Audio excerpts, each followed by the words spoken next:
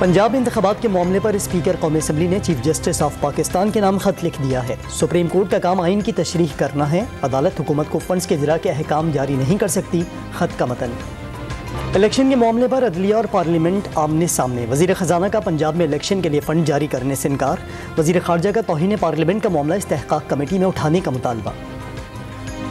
इत्तेहादी हुकूमत की अदालत की तजवीज़ पर तहरीक इंसाफ से मुज़ाकरात न करने का फैसला। ज़राए के मुताबिक हुकूमती और अपोजिशन सेनेटर की कमेटी बनाकर मुज़ाकरात किए जाएंगे।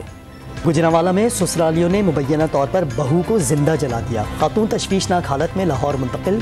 पुलिस ने शवाहिद इकट्ठे करके तफ्तीश शुरू कर दी। और Pakistan under 19 cricket team Dhaka पहुंच गई। कल दोपहर प्रैक्टिस सेशन में हिस्सा लेगी। कौमी अंडर 19 टीम दौरे बांग्लादेश के दौरान एक 4 रोज़ा, 5 एक रोज़ा और एक T20 मैच खेलेगी।